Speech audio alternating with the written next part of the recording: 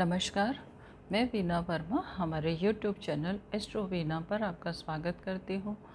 धन्यवाद देती हूँ आप मेरे साथ जुड़े हुए हैं और इस चैनल के माध्यम से मैं आपके साथ ज्योतिष, वास्तु, न्यूमरोलॉजी संबंधित जानकारी शेयर करती हूँ।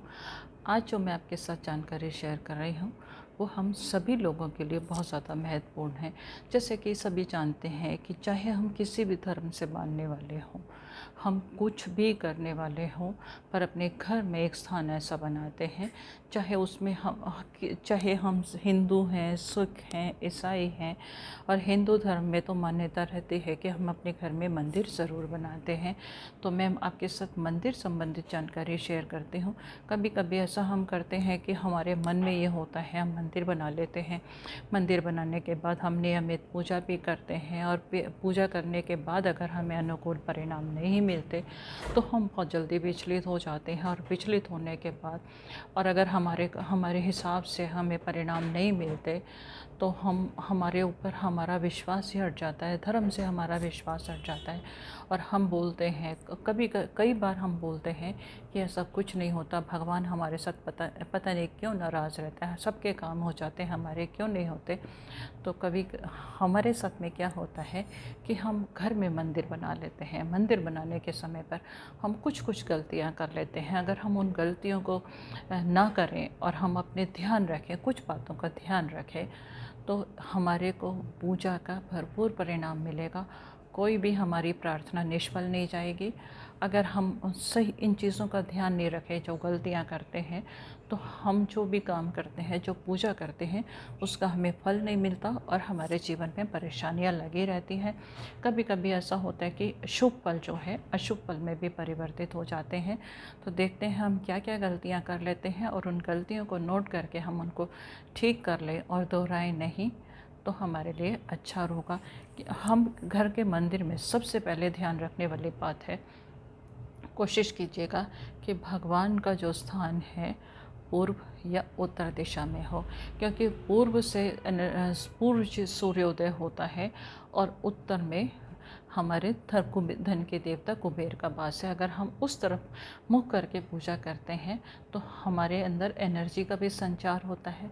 साथ ही साथ हम धन की कामना के लिए, क्योंकि हम जब भी पूजा करते हैं भौतिक इच्छाओं की पूजा के लिए, भौतिक इच्छाओं को पूरा करने के लिए करते हैं।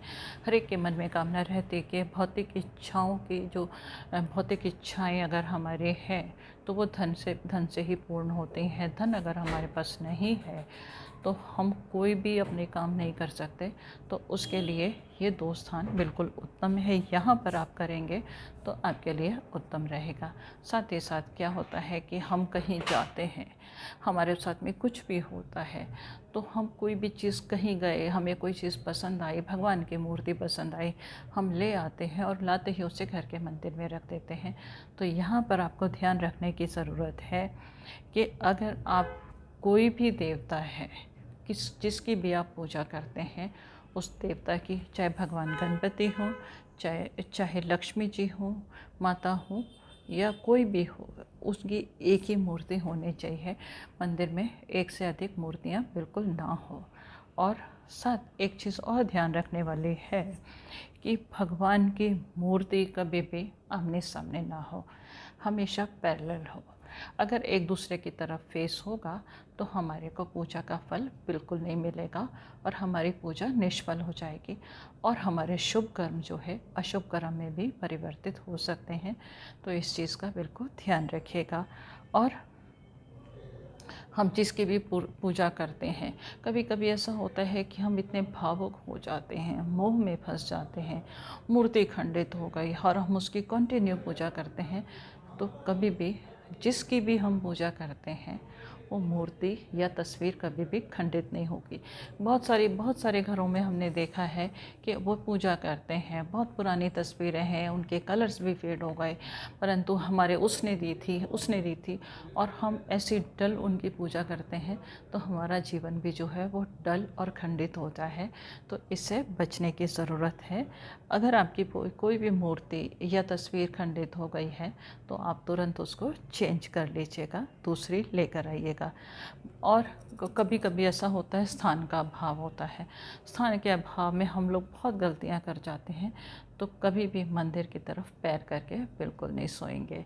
थोड़ा सा इसका ध्यान रखिएगा, दिशा का ध्यान रखेंगे तो आपके लिए ठीक रहेगा। और स्थान भाव के साथ में आजकल तो ट्रेंड भी है, हमारे घरों के अंदर ही शौचालय होते हैं, तो भगवान के मंदिर की तरफ कभी भी शौचालय का दरवाज़ा नहीं खुलना चाहिए, उसके सामने बिल्कुल नहीं होना चाहिए। ऐसा होगा तो आपकी जो पूजा है वो फ्लश आउट हो जाएगी और आपका पूजा का कोई भी शुभ परिणाम नहीं मिलने वाला।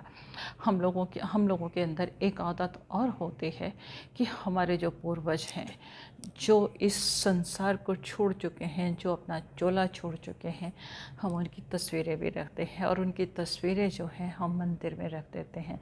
अगर हमने ऐसा किया तो ये बहुत बड़ा पितृदोष बन जाता है और इसकी वजह से भी हमारी पूजा जो है वो अशुभ हो जाती है और हमें पूजा के शुभ परिणाम नहीं मिलते और कोई ना कोई परेशानी जीवन में लगी रहती है। तो वहाँ पर उसके साथ में बिल्कुल स्थापित नहीं करेंगे, उसको हमेशा मंदिर से बाहर किसी अलग स्थान पर स्थापित करेंगे, तभी आपको पूजा का शुभ परिणाम मिलेगा।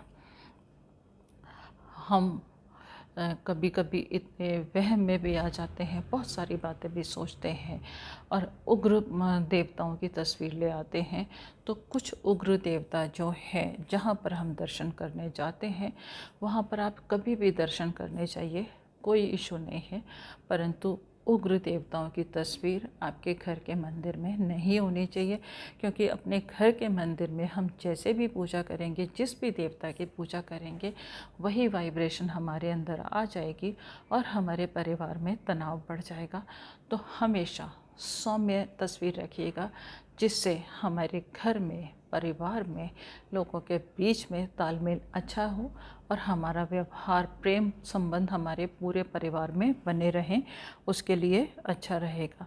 कभी कभी हम अंधविश्वासों में आके बाहर के मंदिरों की हम ध्यान रखते हैं कि वहाँ पर इस वक्त पर्दा डाल दिया जाता है, तो दिन में आपको मंदिर को बंद करने की बिल्कुल ज़रूरत नहीं है। दिन में आपका मंदिर हमेशा खुला रहना चाहिए।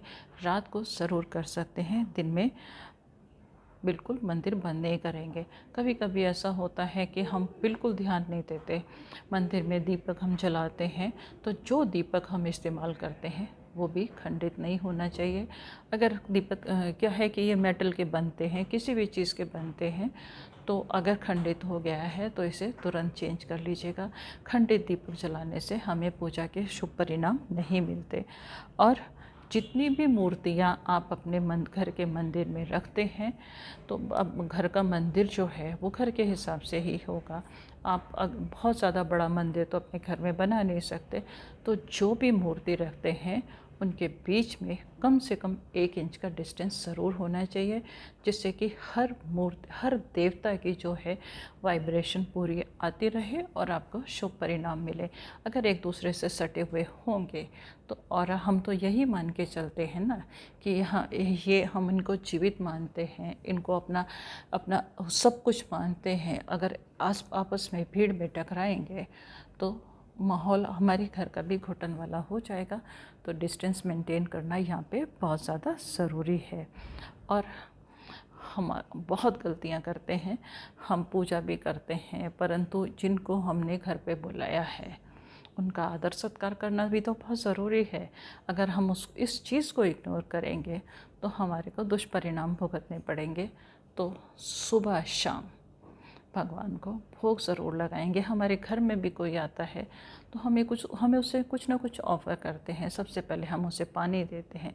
हम एक मेहमान को ऐसा करते हैं तो ये तो हमारे सृष्टि के रचयिता हैं, ये तो सर्वे सर्वा हैं, तो इनको भोग ज़रूर ऑफ़र करेंगे।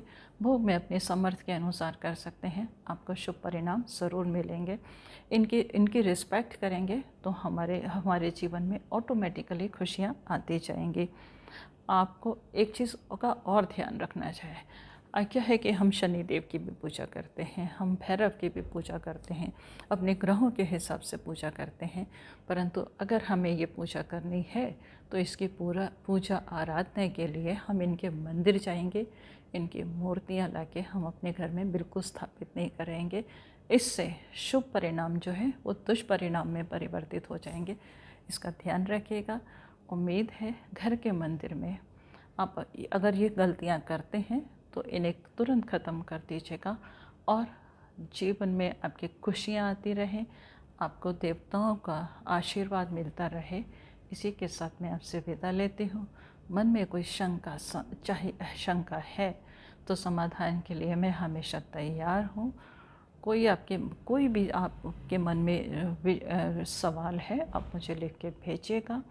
और अगर चैनल सब्सक्राइब नहीं किया तो इसे सब्सक्राइब करना बिल्कुल नहीं भूलेंगे। लोगों के साथ शेयर कीजिएगा जिससे कि उनके जीवन में भी खुशियाँ आएँ। धन्यवाद।